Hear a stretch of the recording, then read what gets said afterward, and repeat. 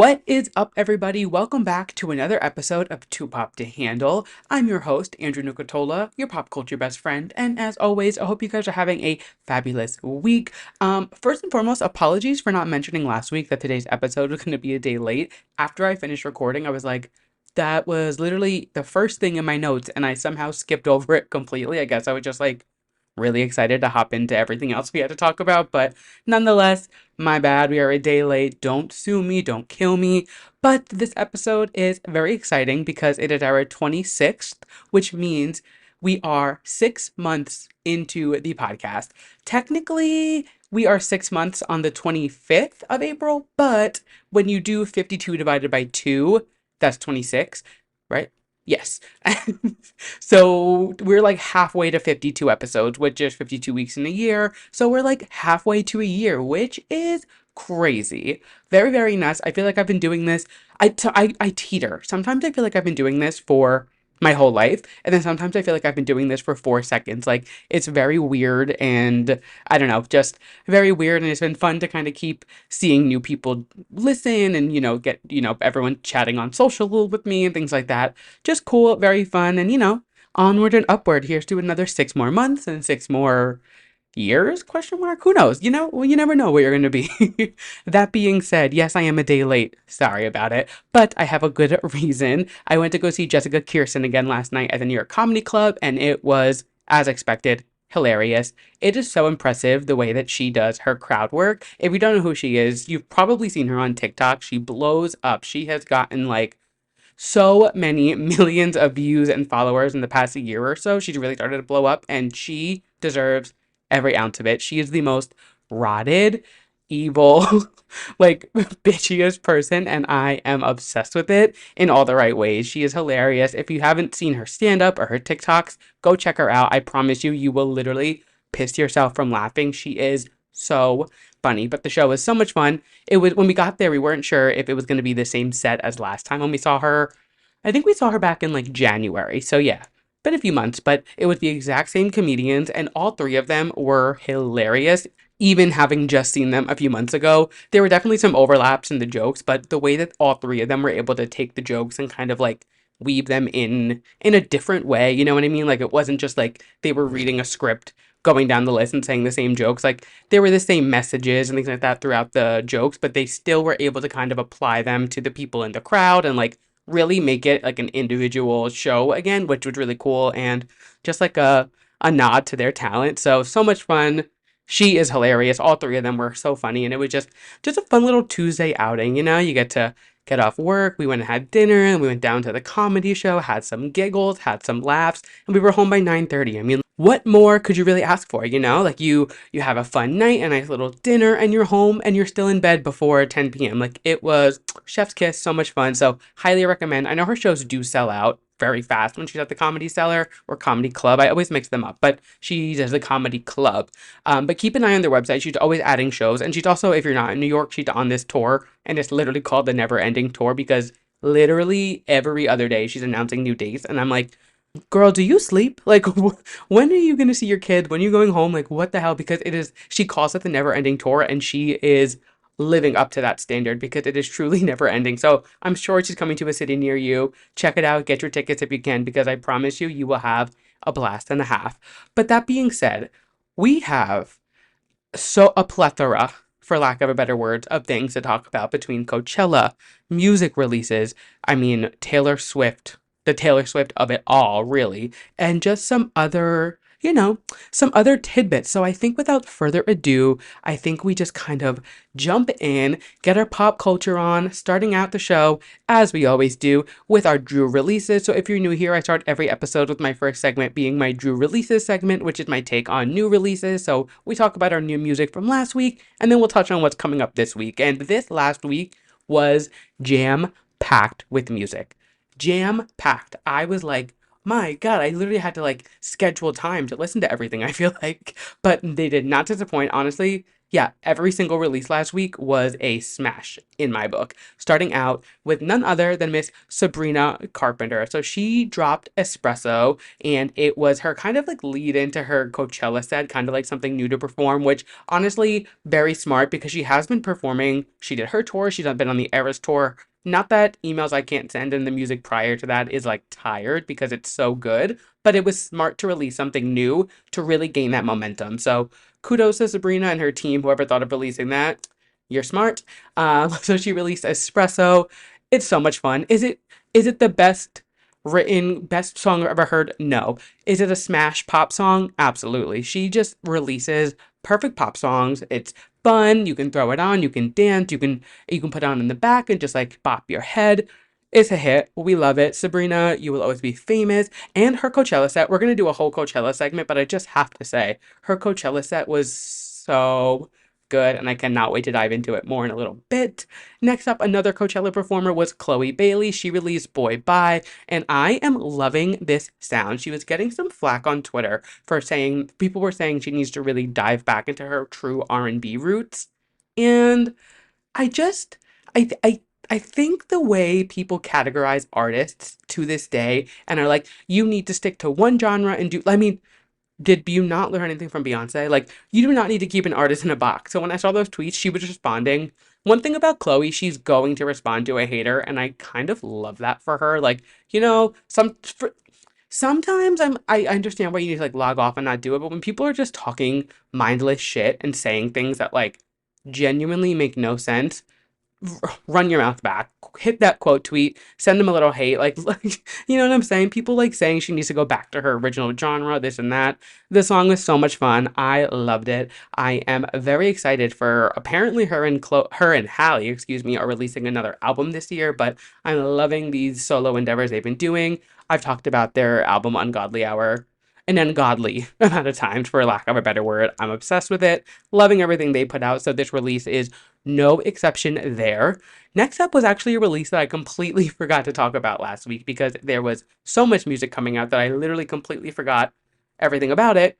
Perry Edwards from Little Mix, she released Forget About Us, and she's been teasing this for a few weeks, probably like 2 to 3 weeks, and I was very excited for this single, contrary to popular belief of me forgetting to mention it last week, but I was very excited for this single. I loved Little Mix when they were together. I thought they were so much fun. Saw them live a few times. I know they opened up for Ariana Grande. I went to a few of their solo shows. They just put out such good music, and I feel like they did not get the respect that they deserved. Like, Little Mix deserved to be huge. You know what I mean? Like, I am still here, like, full swing, like, hashtag justice for Little Mix, except for Jessie. She's a little problematic. But that being said, I think Little Mix got such a shitty end of the stick. I mean, not that they weren't popular or big, but they should have, like, been all over the place. I loved them, and this song is so good. Just a fun summer pop song. This is her first like dive into solo music, and I'm very into it. If this is the sound that we're getting, sign me up. I am on board,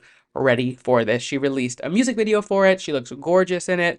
She was my favorite in the group. I always loved her, and I'm very excited for whatever she has in store, whatever era is upon us. The next release we got, if you listen to any other episode, you know that I love this gal so much, Miss Dua Lipa. And I've said it before, I will say it again. Dua Lipa cannot release a bad song. She is incapable of releasing anything but a hit. Disregard numbers, disregard charts. I don't care about charts. I don't care about numbers. I care about the music. I care if it can make me dance. And Dua Lipa can get my ass out of a chair faster than anybody. I love this song. It's Illusion. Didn't even say the name. I'm loving the sound for this album. So much talk and chatter online about, oh, she's switching themes for the album. She's going from this to that. Who cares? Like, one thing about Dua Lipa is she's going to release a smash hit and she's going to be on vacation. Why do we care what else she does? Let her write her perfect pop music, hop on her private jet, fly to another country, release another perfect pop song, fly back, go do press, and then go back on vacation. Like, why are we so concerned about Dua Lipa sticking to a theme for an album? She has never released anything less than fantastic music. And you guys are going to be like, oh, she's not sticking to the theme of the album. Sure, I love a concept album, do not get me wrong. But Dua Lipa has never released a bad song. So why are we all tripping up on it now? Why? I don't get it. Stan Twitter seriously needs to touch grass. But that being said, Dua Lipa Illusion did come out last week. Obsessed. The music video? Oh my god, I loved it. So fun, such a cool concept with like them just dancing in the water, the whole like the building thing, the was it a boat, a building? I don't remember. They were climbing up that thing, that object in the water. Her choreo was on point. She looked gorgeous. She is so stunning. And yeah, just loving these releases. This is our third single from the upcoming album. We're only a few weeks away. I want to say, what are we? This is the 19th, like 3 or 4 weeks away from Dua Lipa's new album. She is also doing double duty SNL May 4th, which is so exciting. She's hosting and going to be the musical guest, which I mean, like, what more could you ask for? I personally I would watch 4 hours of Dua Lipa on SNL. I cannot wait. I'm so excited for that and just so stoked for this album. I'm excited to see what other promo she has in store. She will be in New York, so Dua Lipa, Team Dua Lipa, if you're listening to this, hit me up for any events coming up. I will clear my calendar. I will clear it from day to night. Let me know. Hit me up. I'm in New York. I can be wherever you need me to be. Let's chat. And those are our singles for the. Excuse me. I just glitched. Those are our singles for the week, but we are not done because we got two albums this week that I have been waiting for. If you've been listening to the last couple episodes, the last few months, you guys know Maggie Rogers and Girl in Red are two of my most anticipated albums of this year. And my God, did they deliver! Both of these albums are so fantastic. I am obsessed with them. Starting off with Maggie Rogers, her album Don't Forget Me came out, and this album is just she is so good. Her songwriting ability, something that I really appreciate about with Maggie is she will take very simple production, like simple sounds negative, but I mean it in a way where it's not like crazy overproduced. She's not having these crazy pop beats, these crazy like instruments. Like she could be very like laid back and do her thing, but her voice and her lyrics and the way that she like complements her voice with her music ability, it is so impressive. And this album just like nods to that. It is so good. I am obsessed with it. My top three is The Kill. The Kill is a perfect song. I'm obsessed. They just like, I went the first time I listened to the album through, I was like, nope, I gotta run that one back because it is so good. But The Kill, Drunk, and It Was All Coming Along are definitely my top three at the moment. But the singles from this album as well were fantastic. The whole album, it's so good. If you haven't listened to it yet, go check it out. I promise you will not be disappointed. And speaking of not being disappointed, Girl in Red released I'm Doing It Again, Baby. And I have been loving. I've been eating up, literally, like, I've been eating out of the palm of her hand everything she's released from the lead single, Too Much, to the title track, Doing It Again, Baby, to the Sabrina Carpenter collab. Everything she's released for this album, to me, has been so good, and this album has just completed the cycle perfectly for me. I'm loving this album. I think the way that she opened it with that really fun, like, whimsical track, just like saying, I'm back again, here's where I've been, here's what's been going on. So well done. Even the way she ended, she says something about starting a podcast, which I'm like, are we starting a podcast? Like, let me know. Maybe she can be a guest. It's like, maybe we can plant some seeds there. But I don't know. I just thought it was a really fun way to start and finish the album. My top three are Phantom Pain, Ugly Side, and as much as I didn't want to include a single, I have to include Too Much because it is seriously one of my favorite releases of the year. It is so good. If you have not listened to either of these albums, do yourself a favor, add them to your rotation. Honestly, listen to it front to back, the whole album. There is nothing on this album where I'd be like, you can skip this song for both of them. Maggie Rogers, Girl in Red, you nailed it. I'm just impressed with everything you guys have put out. We are so lucky to be alive at the same time as all of this fantastic music coming out. And we are nowhere near the end of this fantastic run of pop music, just music in general, releases that we are getting because you guys already know the upcoming release this week. And I say the upcoming release because realistically, what else is coming out? Taylor Swift, The Tortured Poets Department is dropping this Friday, April 19th. There is so much to dive into from this. So, we have a whole segment just diving into the press that we've gotten this week, everything that's been going on. So, though the album is coming out this week, we have a lot to talk about. So, let's dive in. We're kind of transitioning from our releases into our pop culture topics, but we're making that bridge from Tortured Poets to more Tortured Poets. So, starting off the week, I want to say like the weekend maybe, or like late last week. It's been a long time since this has all happened, but we got the track length, so we got to see how long the tracks are going to be. All of them were solid, pretty decently long songs. Like the longest one I think was like up almost 6 minutes, and everything else ranged about 2 to 3, which is pretty typical. So content there. We got the writers, and it seems that Taylor has kept it in the family for this one. Jack Antonoff has co-written 8 of them.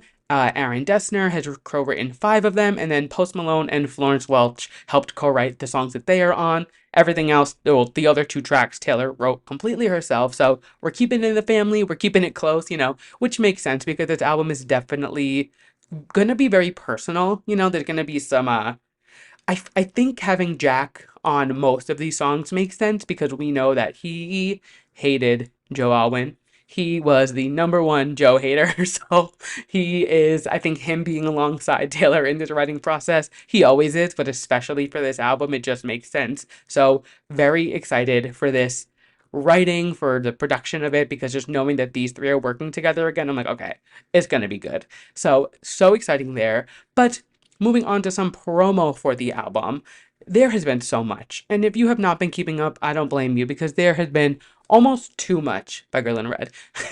Almost too much to be keeping up with, but I've got you covered. I kind of went through, I did the Spark Notes, the TLDR, and TTPD. Like, I've got just what you need to know. And there's still things coming out. Like, right before I started recording, Taylor posted a cryptic tweet. Like, there's a lot going on. So, if I forget anything, if I miss anything, I apologize. There is so much happening. So let's just kind of dive into the Tortured Poets department of what we know now and what's been happening. First and foremost, every single streaming platform is on board for the promotion, which you usually don't see big promos from every streaming service. Usually you partner with like one, like Ariana Grande usually always partners with Spotify. You don't see people doing like big installations or secret messages, but Taylor Swift is obviously a pillar of her own in the music industry. So she is doing things on every single streaming platform. Nobody is left out. There is no like Apple Music versus Spotify versus this versus that. Like everybody's getting a piece of this cake. Amazon is doing a whole Alexa thing. So if you ask Alexa when Taylor Swift's new album comes out, you get a special message from Taylor.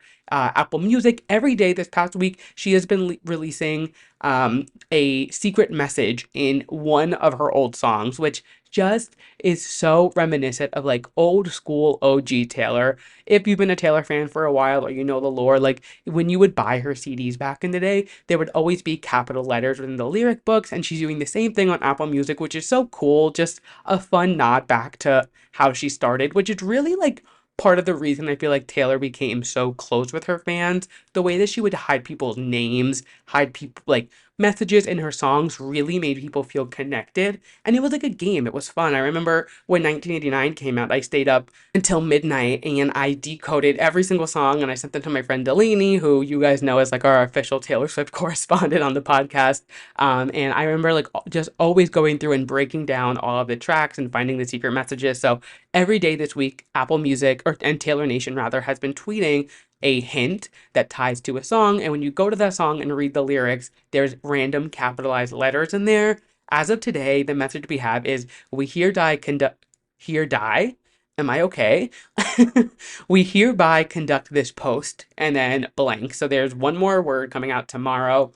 Not sure what it's gonna be, but it has been just a fun little game to play. It's been every morning at 11 a.m. I'm sure you've seen it. Yeah, it's kind of fun, a fun little callback to her roots. YouTube Shorts is in on it, so they are doing the other day a mural started getting painted in Chicago, and it was coming up with a 321 error when you scan the QR code, but it was on YouTube Shorts. And then today, a bunch of QR codes started going up around different cities, and they all link to YouTube Shorts. So we're getting new little lyric pieces from there. And then with those shorts, there are letters coming out. I think right now we're at like it's essentially spelling something Fortnite, like to a fortnight or in a fortnight, which is obviously the track with Post Malone. There's lots of nods to Fortnite in this promo and press, so I'm thinking there's going to be the single. So we'll dive into a little bit more of that in just a second. But she is, yeah, like I said, every platform is getting a piece of the Tortured Poets Apartment cake. Instagram, I have never seen them do this. If you go to Taylor's page and you scroll down, just like go to her profile and pull down on it, it says Tortured Poets Apartment and like these long letters that come down. And then when you pull down far enough, a countdown comes up. That's like not something Instagram does. So very cool. Uh, Twitter has blocked the word Taylor Swift leak. If you search Taylor Swift leak on Twitter since yesterday, it comes up something has gone wrong. Please try again. You can't search anything with the words Taylor Swift and leak in it.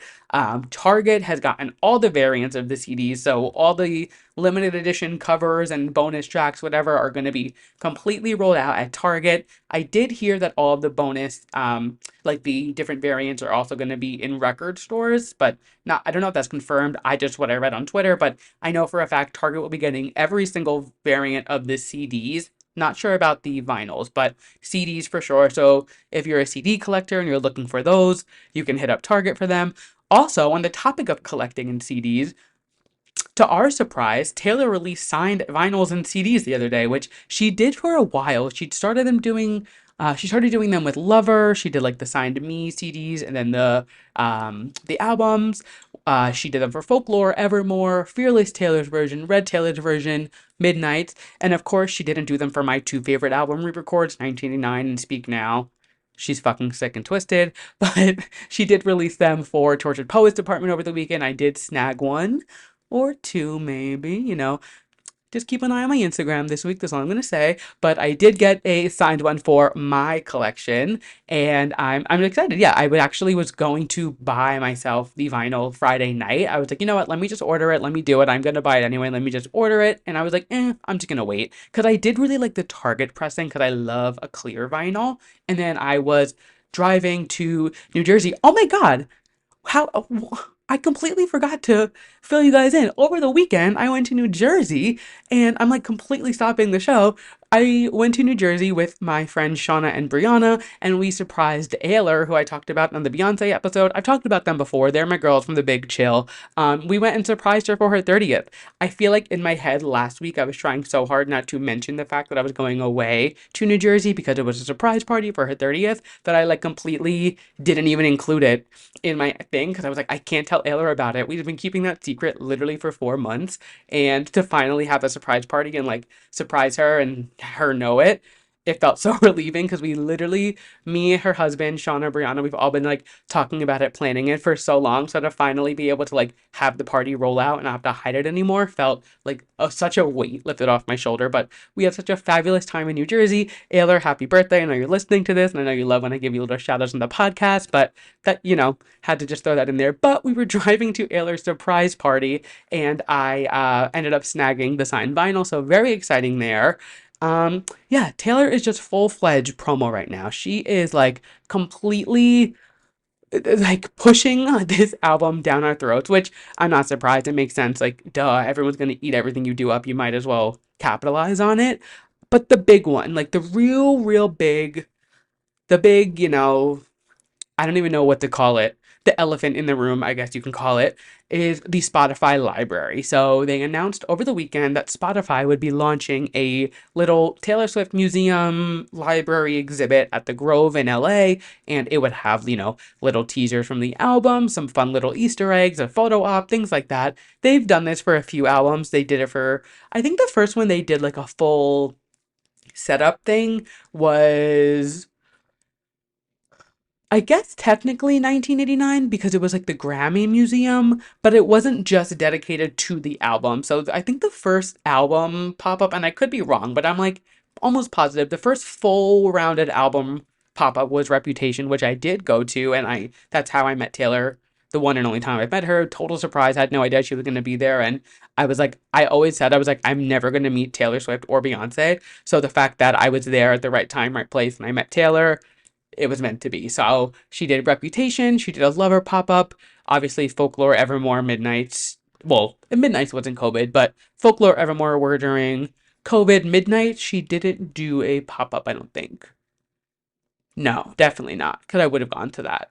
But yeah, so now they are doing another pop-up, this time with Spotify. Reputation was with AT&T. I'm not sure who Lover was. I think Lover might have been AT&T, but it was also, she did a partnership with Stella McCartney. I don't remember. It's not important. They're doing a pop-up for the album in LA. I'm sure you've seen it. And there has been plentiful different little sprinkles of Easter eggs within. So let's just go through the list. First thing that really stuck out to me, there's a globe in the library and it has a nail in Florida on the globe, which obviously there's a song on the album called Florida, but Florida is also where it was the last time we saw her and Joe together was at the Florida Eras tour, which no one knows if they were together still at that point or not, but it was weird because he hadn't been to any shows yet and then he showed up in Florida.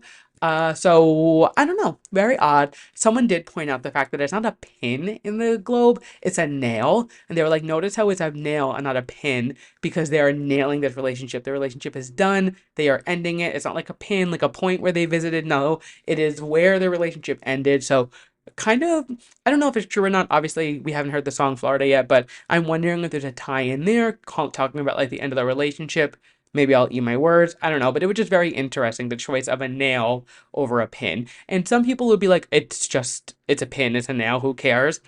Taylor Swift is so intentional with everything she does. I'm sure she picked the exact paint color of the nail. She probably had it like down to the longitude and latitude of the stadium she performed at. Like, we know she is into detail, so I wouldn't be surprised if that was completely intentional. The next thing on the list was a cute little call out to a past album. It's actually, if you've listened for a while, you know that I teeter my two favorite Taylor albums between 1989 and Speak Now. So, The Story of Us, there is a manila folder in one of the shelves with the books that just says Us on it, which obviously kind of leads back to The Story of Us. The music video is in a library. It kind of ties it all together. And somebody pointed out the fact that everything else on the shelves, all the other songs, are books. The Story of Us is literally just a manila folder. So to me, that means that yes, the story of us and that relationship she's singing about was huge in her life, but it seems like it's like, okay, this was like a drop in my bucket compared to the clusterfuck that was my relationship with Joe the last 6 years, and just like her relationships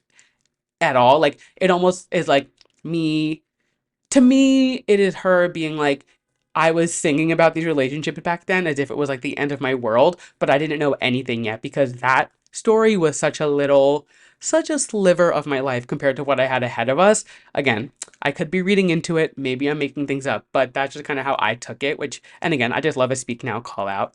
The next thing, which I thought we could not move on to this episode without talking about, is the fact that on her desk, she has a little calendar that says Friday, December 13th.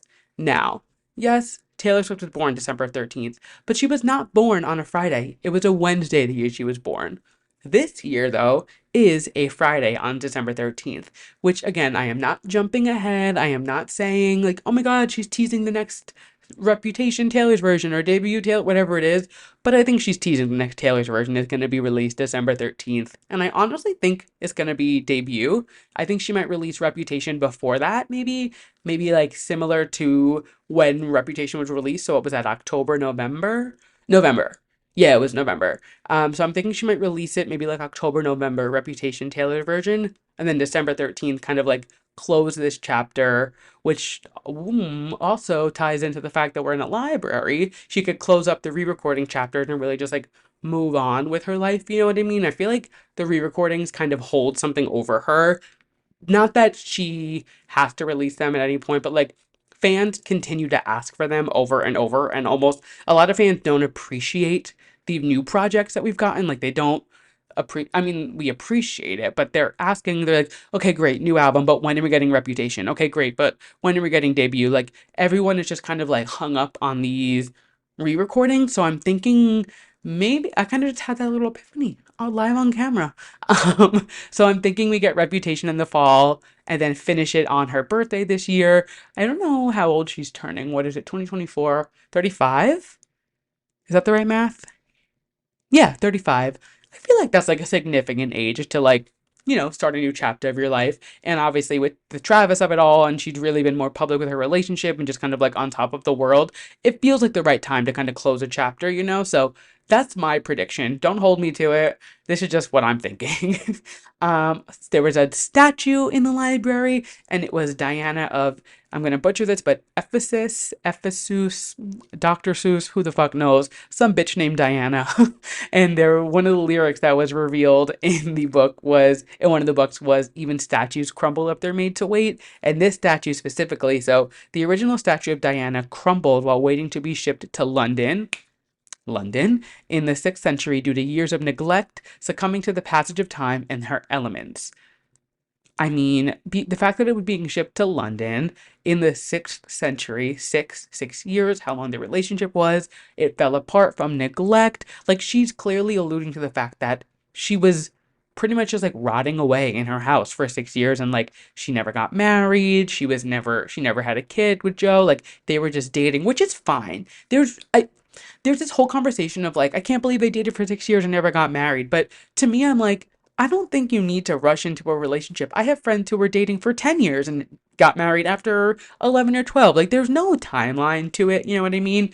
Obviously, I can allude to the fact that Taylor wants to get married and like wanted to start that next chapter, and Joe is not on board with it. But I think like this is just kind of her being like, I spent those 6 years just in my house, quiet, like doing my own thing because that's what we wanted in a relationship. But it's not what she wanted, it's what Joe wanted. So I feel like that's kind of like her nod to that, which is sad, but it's also like, it's very telling. There's no denying that she was kind of kept in like under wraps and kind of like secretive for a while because she just wanted her secret life and she didn't want to be too public, but also like clearly she's not against being in the public eye the way she is with Travis. So I don't know. It's just a little something to think about, and I'm very excited to see how scathing this album is going to be.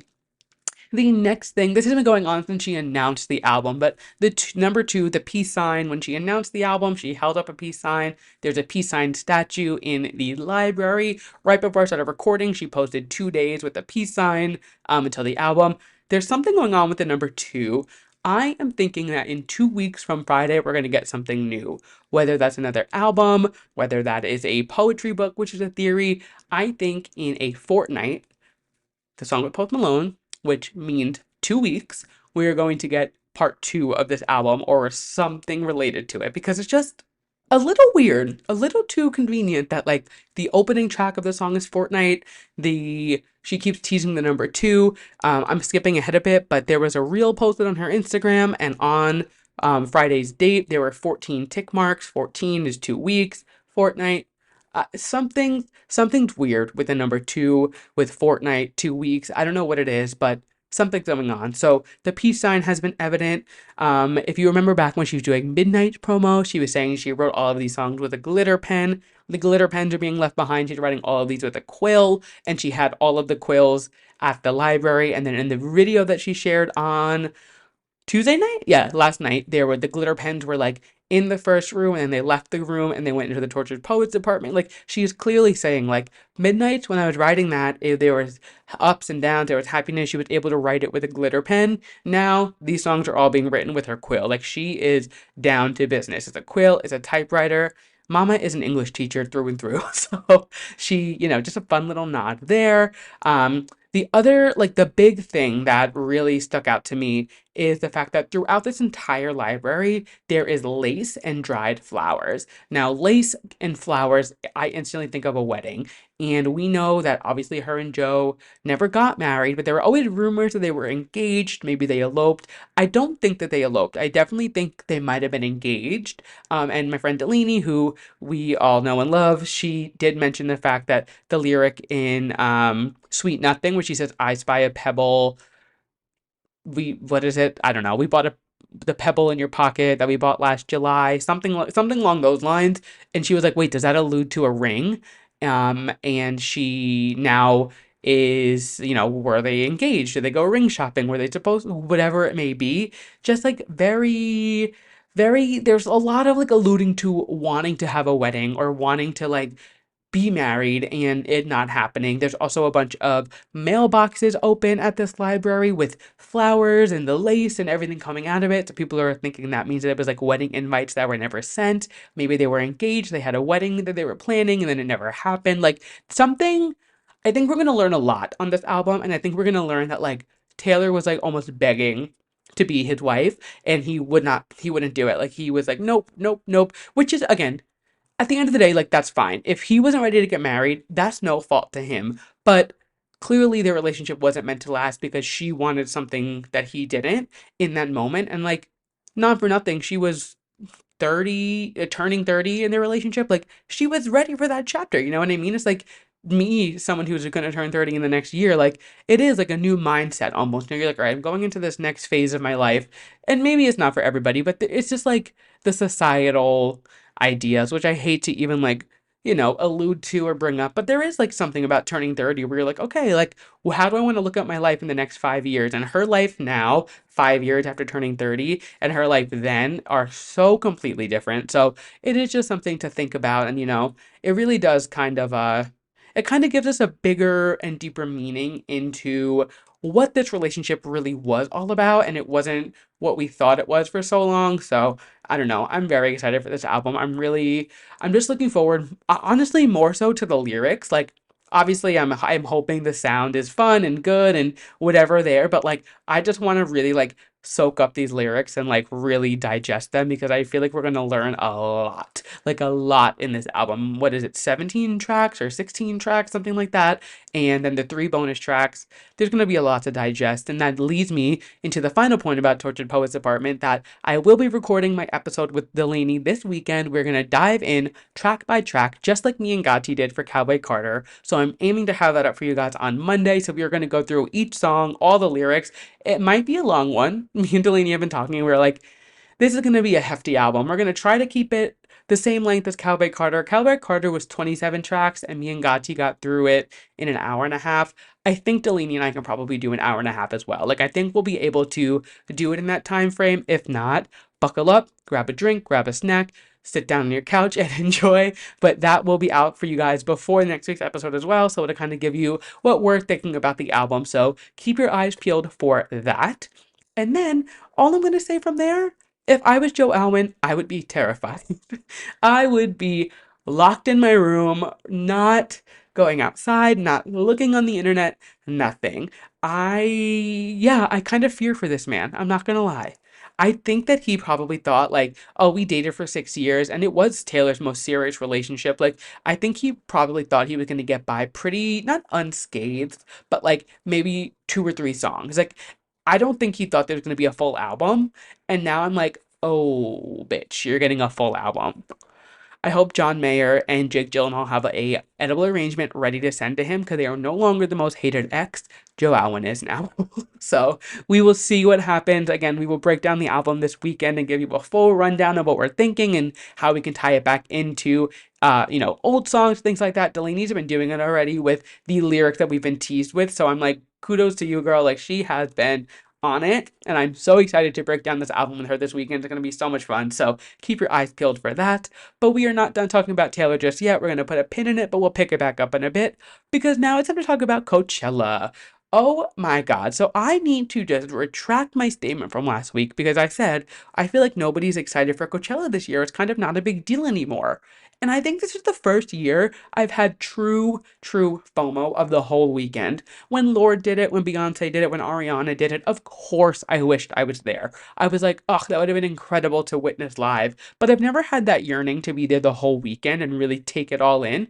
And now I'm like, okay, I think for my 30th birthday, I need to go to Coachella. I this year looked so much fun. And I think it's because it wasn't such a big to do. Like it wasn't such a big like this influencer's doing this, da da da. Of course there were influencers there. Of course there were brand activations. Of course people are gonna talk their shit and be like, this person got paid this much, this person, da da. But at the end of the day, I feel like it really was so much more about the performances and the music. Really all of the headlines beside Taylor and Travis being there were about the performances, which is what it's supposed to be. So let's dive into it. Of course, we have weekend two coming up this weekend, but we're just going to dive into weekend one. If anything crazy happens weekend two, we'll chat about it next week. But otherwise, I feel like weekend one is really the one that has like the big bangs, you know what I mean? Starting off with no stranger to pop to handle, Chapel Roan. Can we just take a moment and appreciate the fact that we are living through such pop perfection watching Chapel Roan's career just take off? She is killing the game right now. She is going to be the next big thing in pop music. She's the most fun thing we've gotten in pop music in years, and I am obsessed. Everything she does, everything she wears, all of her performances, it is so incredible to see an artist with one album, on a debut album, having such a pull like this. Everybody at her stage was it singing every single word. Everybody was into it. It was so impressive, and it's what she deserved. Her music, out of control. If you've been listening for a while or you're one of my friends, I've been trying to tell everybody I know to listen to this album. If you listen to my 2023 year in review, it was in my top 5 albums of the year. Like I've been obsessed with this album since it came out, and she is finally getting these flowers and just like I'm just so happy. Her performance was great. She killed it. Everybody was obsessed with it. She has gotten like so many thousands of streams. I think she's quadrupled almost in streams. Like it is nuts. I was texting my friend Delaney, who I can't stop talking about essentially, and she said that when she started listening to her a few months ago, she had 2 million Spotify listeners. After this weekend, she has 5 million. It's just insane in the short amount of time, the way that she is blowing up. So well deserved. I'm so excited to see her at Gov Ball. I love her. She killed her performance. It was so good. It's just incredible. And there's just something to note. Like, she is so inspired by drag. And when she goes on tour, she brings local drag queens with her to perform for the crowd. Like, she has such a tie to the LGBTQIA plus community. And the way that it's getting such mainstream recognition and excitement is just, it's a fun time to be gay. That's all I'm going to say. It's always fun, but especially when there's a new pop girl who's really giving her all to the community. And I'm loving it. I'm obsessed. Chaperone. Keep it up, never stop. Next up, another girl who does not miss, Sabrina Carpenter. We already talked about her a little bit earlier with Espresso, but this performance she put on this weekend. I mean,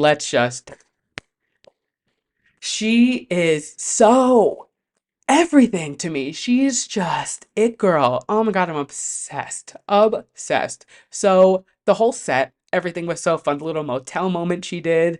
The whole moment with the giant t-shirt that said Jesus with a carpenter. So good. She like if you didn't watch, she like walked off stage during I think it was Feather, it had to be. She walked off stage during her song and put this shirt. It was a giant oversized t-shirt and all it said was Jesus was a carpenter in script on it. I'm like, okay, start selling that merch. I need it. But my favorite moment of the entire set, and if you follow me on Instagram, you've seen it because I posted about it. At one point at the end of her set, she points to her boo, Barry, in the crowd and like gives him this little wave. The way he lights up over the way she waved at him during this set, it is literally Barbie and Ken. Like, has a good day every day. Ken only has a good day when Barbie looks at him. That is exactly the energy he was emulating, and as he should. He is obsessed with that girl, and as he should be. I love them. I'm gonna put it on record. They are my favorite celebrity couple at the moment. I'm obsessed with them. I think they complement each other so well. They're both so silly and goofy and just like have this. I feel like they just want to have fun. They probably laugh so hard when they're together. I just love them. I think they are a perfect pair. Definitely not a pair that I expected to come about. Like, I didn't expect this to happen, but like from him wearing the Sabrina friendship bracelets to them at the Grammys party to this, like, I love them. I think they are doing the perfect amount of PDA. They're not all over each other all the time. They're not posting each other nonstop. They're not like, you know, crazy posting about each other. But the little tastes that we get from them, and they're not private by all means. Like, they're definitely out in public. Like, they're seen together. Like, it's not like they're hiding it, but just the little flavor tastes that we get from them. I'm obsessed. I love them. Such a moment. And I mean, Sabrina is such a performer. I'm obsessed. She's so good. And next up, Miss Lana Del Rey. Now, when I say this performance, when she rode in on those motorcycles, it looked like it was a biopic. It literally looked like they were opening a movie about a pop star who's performing. They had this giant performance, and I mean, it was. People have been waiting for Lana to headline Coachella for years. It just makes sense. Like, why hasn't she done it before? I know she's performed at Coachella, but never the headliner of the weekend, which is obviously the big spot. And I want to say it's been like 10 years since she's performed at Coachella. I want to say it was 2014. So it's been a while. And for having her back and like just she looked stunning. She literally looked like she was walking out of the Born to Die era, which is my personal favorite Lana era. That's when I found her. That's when I started to love her. And seeing her, just she looked gorgeous. The way she rode in, she is just effortlessly beautiful. Love her. I will say, I used to love her down. I was obsessed. Like every album, everything. I've seen her in concert, whatever. Now I definitely don't listen as often. I will completely be honest and say I haven't listened to her last two or three albums, but this performance just gave me Born to Die energy, and I will take it. I will take every second of it. It was so good. Not to mention she brought out Billie Eilish for a performance, which just like incredible. When Billie, I remember when she first started coming around, a lot of people compared her to Lana because it was very like that Tumblr kind of grungy-ish vibe. Like I feel like there was that comparison there. Same with like I feel like Lorde got compared a lot. Like there's that group of girls, those group of artists who are kind of like they're not mainstream pop. They're not doing what Ariana Grande's doing, you know what I mean? They're not dancing, they're not doing anything like that, but they were just like, they had that cult following, kind of like Marina and the Diamonds, like that vibe. And so for Lana to bring Billie out, it was just such a fun moment. They covered video games, it was so good. Just a 10 out of 10 performance. Absolutely loved it. And then when I was writing this outline, I realized it's been a few weeks since I've talked about this next performer, which is not like me. And one of my friends is going to be like, Andrew, you talked about her last week. Like, I'm sure I have mentioned her, but there was a period where I was talking about this girl every single week, rightfully so, because I'm obsessed with her. Renee Rapp. Renee motherfucking Rapp. Oh my God. I cannot get enough of this bitch. I love everything she does. She is incredible. First and foremost, the scissors on stage. The scissors on stage. Hilarious. Then to have the L Word cast announce you. Then to have Kesha come out and change her lyrics to TikTok to say, wake up in the morning like fuck P. Diddy, to then go on, you kiss your girlfriend on stage. Like, she was giving the girls, the gays, every single thing that they wanted. She knocked it out of the park. You guys know, I love her so much. She is one of my absolute favorite artists. Her album last year was one of my favorites of the year. I'm obsessed with it still. I listen to it nonstop. I love her. I am so proud of all of the things that she is like doing. She's literally conquering the world. She is on top of her game, and it's so cool to be seeing her career launch like this. I wasn't a fan before Sex Life of College Girls. Like a lot of people have been following her since Broadway. I haven't been. I did know of her because again, I was a theater kid, but wasn't like a huge fan, didn't know, couldn't pick her out of a lineup. I knew her name, but that was really it. And then Sex Life of College Girls, that's kind of where I jumped on the train. And then when her music came out, I was like, oh fuck, this bitch is here to stay. And she is just continuing to just climb the ladder, and I'm obsessed. I love her. She knocked her performance out of the park. Who's surprised? Not me. An artist that I don't really listen to that much, but I needed to give him some flowers because he really did do a knockout job. Tyler, the Creator, his performing skills and his theatrics are so impressive. The way he jumped out of the trailer at the beginning, he had so many guest appearances. Like, he just knows how to perform, and you got to give him credit where credit's due. I don't listen to his music much. It's just not, I don't, maybe it's my style. I've honestly just never put it on. It's just, you guys know, I tend to lean towards the girl artists, but he just kills every performance. It is so impressive. Another person who knows how to perform the house fucking down, Doja Cat. We talked about her last week. I probably won't be listening to her new album. Just kind of not on that Doja train anymore. But one thing about that bitch is she can perform. She headlined Sunday night. She knocked it out of the park. I was so impressed. I mean, I knew she could perform, but she really went all out for this performance, from the choreo to the look to the theatrics. 10 out of 10. She killed it. Kudos to you, Doja. Another big moment from the weekend was No Doubt performing. Not only did they reunite for the first time performing live in like 9 years, the last time they performed together was 2015, they brought out Olivia Rodrigo to sing Bathwater with her, which is just like if you know Olivia, she loves No Doubt. She always says that that's her favorite No Doubt song. And it's so, I love that when older artists give new artists their flowers and it's like, you're killing it. You were on top of your game. Get on stage with me and let's fucking rock this song. So she brought it Olivia. Gwen Stefani being 54 years old or 55, however old she is, and performing like that, out of control. I hope we get a No Doubt tour. I would die. I would be so excited. I grew up listening to No Doubt and Gwen Stefani. My mom was obsessed with them. Like Gwen was one of her favorite singers of all time. So I always like whenever I listen to No Doubt, I get very nostalgic. So seeing them, reunite and whatever was very exciting and just like a killer performance. They knocked it out of the park. So much fun. Ice Spice, of course, she killed it. But I mean, unfortunately, the big thing coming out from Ice Spice's set is that Taylor and Travis were in the crowd. There's that audio going around of her shouting at Taylor Swift. And don't get me wrong, Ice Spice absolutely carried her performance. Her stage presence has gotten so impressive from when she first started. She used to kind of just like bop around on stage and do her thing. Now she's like talking to the crowd. She's got her little dance moves, doing her thing. She killed it. The fact that she is performing at Coachella already in her career is out of control. I love her. I think she's so much fun.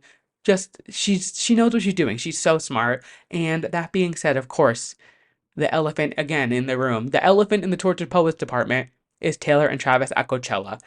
The fact that they were there, it made sense. I mean, Taylor is good friends with Lana, but I don't think she was there day one. But that being said, she was there for day two for Bleachers and for Ice Spice. So a little weird that she wasn't there for Lana's set, but she was probably out doing, I don't know, who the fuck knows. But she was there for Bleachers and Ice Spice. So for Bleachers, she was side stage. She was kind of just like minding her business. But then she was fully in the crowd for Ice Spice, which is so, I guess, not crazy because like there's a whole artist section. She can kind of do her own thing, but like just like I was very surprised to see her in the crowd. Very, very surprised. But the thing that really gagged me was the New Heights hat. The fact that she was wearing Travis's podcast hat. I was like, A win for podcasters everywhere. And B, like, she is down bad for this man. I'm obsessed. It was so cute. They were having the time of their life. They looked like they were having so much fun. I've been saying how much I love the fact that they are just being like a normal couple when they can be. Like they are going out to dinner, they're going on vacation. Of course, they're still Taylor Swift and Travis Kelce. Nothing's gonna be normal completely, but they are just like soaking up this time off together, doing couple things, and I love it. There's the video of him lifting her up in the crowd. There's a video of them kissing in the crowd, them dancing. They went to Neon Carnival. Taylor was high out of her mind. Like it's just, I love these little tidbits we're getting of them. And the big takeaway from the weekend, there's two actually. The picture of Taylor Swift and Teresa Giudice. I I think we need to hang it in the Met.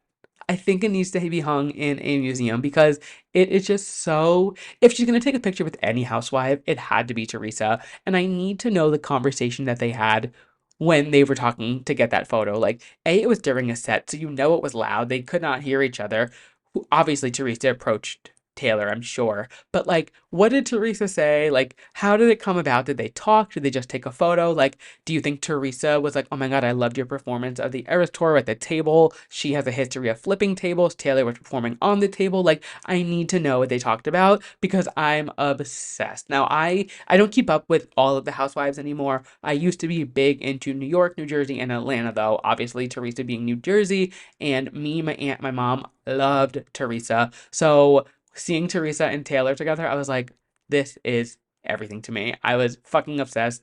So fun, so good. And then she's at Neon Carnival where James Kennedy, another Bravo celebrity, is performing, and he's playing Cruel Summer. He does this fucking crazy little remix thing. Her face when he remixed the song was priceless. It was so funny. And I just love seeing her out and about doing her own thing, like having fun. It reminds me of the Super Bowl night when she was out partying with Travis at the club and they were like plastered off their mind, singing to each other. I love that she is like spreading these wings and like having fun, doing her thing out and about, exactly what she wasn't doing for the last 6 years. So Coachella weekend one was a hit a smash. Honestly, it looked like so much fun. I think next year's the year. I think I have to do it. I'll be turning 30. It's always around my birthday, so I always think about doing it for my birthday, but next year turning 30, I think it's going to be the year, and I am putting it into the universe, and I'm predicting that Olivia Rodrigo is going to headline. Now,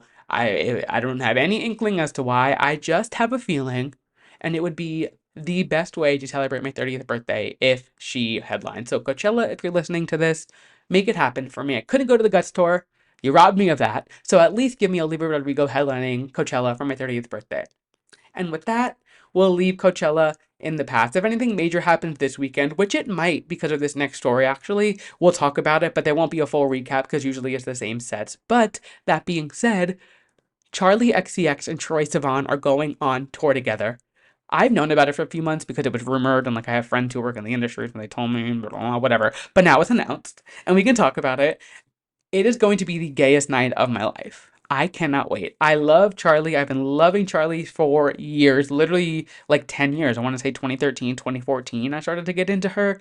Troye Sivan, though, if you know me, you know Troye Sivan and I go way back. That is my guy. I love him. I've been a fan of him since before he had music out. He had that Fault in the Stars song out on YouTube, but he was just a YouTuber.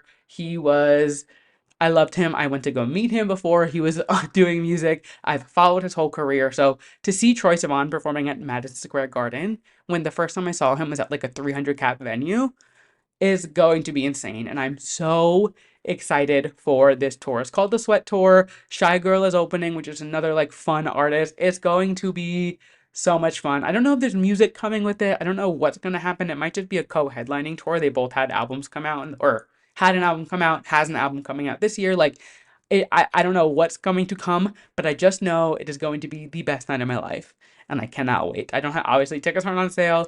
I will be there. I will, I would, there's no way I'm missing this. There's no way I'm missing this. I'm so excited. It's going to be fucking insane. I can't wait. Oh, I cannot wait. Next up, there's really no way the only way to link these two stories is the gayness of them all. But Cinemacon happened last week. I honestly, it wasn't on my radar. I didn't even know Cinemacon was a thing. It just never comes across my desk. But Ariana Grande was there, so of course it came across my desk. She made a special appearance with the rest of the cast of Wicked. She was there, Cynthia was there, the whole cast. And we got a little more inklings about the movie. There was a trailer shown that hasn't been leaked yet or released, which I think we're getting a new trailer next month from what I've heard. I don't know if that's true or not, but I'm assuming they just got the trailer that's coming out next month. We get to hear Ariana sing For Good in it, which I'm so excited for. Just any inkling of getting her singing in this movie, her and Cynthia together, I cannot wait.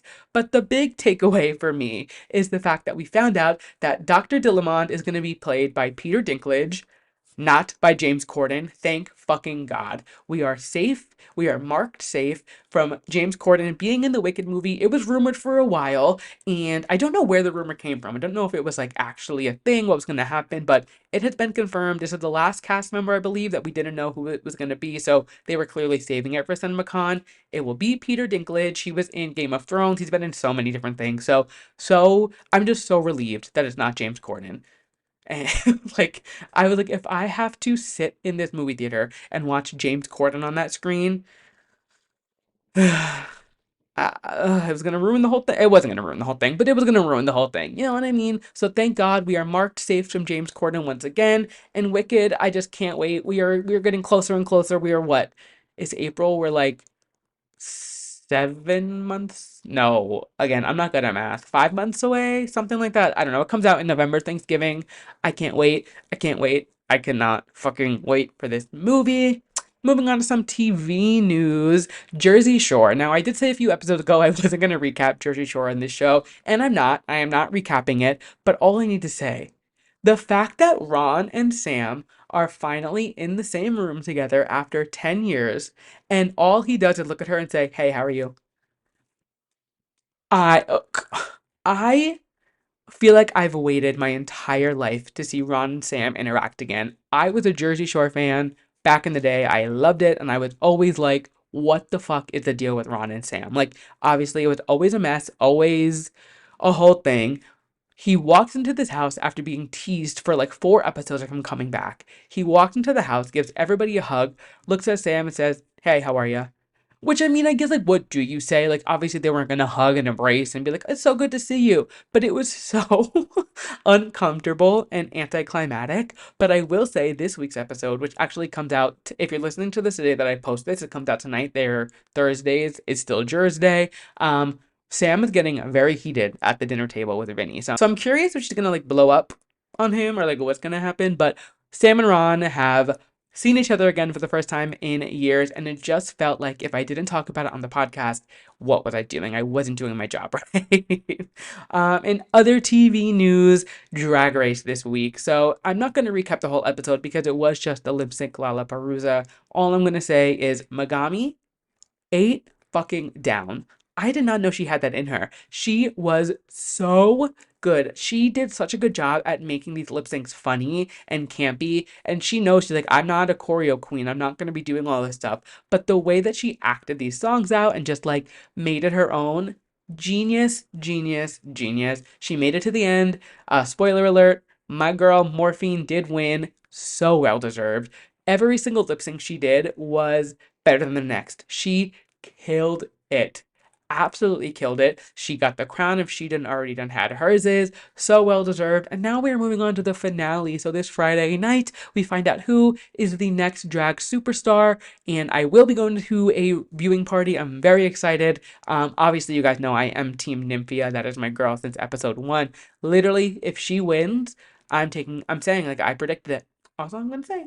But I do think Saphira is gonna win, and I am so okay with that. I'm more than okay with it. She is so deserving. She has had one of the best track records in Drag Race history, and if and when Saphira wins, it is so well deserved. I love Nymphia so much, and if she wins, I will scream. But I'm very excited for the finale this week. We will recap it next week. Apparently, we're getting the reunion as the finale, and then we find out who wins at the end. So TBD on how that goes. I'm curious. I'm sure there's going to be some drama between Plain Jane and a mandatory meeting. So we'll recap that next week. I will do a full episode breakdown. But this one, I was like, I'm not going to just go through every single lip sync and say what I thought because it just didn't seem necessary. And with that, we've made it to the final segment of the show. So if you've made it this far, the last segment of each show I do is my yes and my mess of the week. My yes being something I'm loving, and my mess being something I'm not loving. Starting off with my yes, Miss Kelly Clarkson, the American Idol.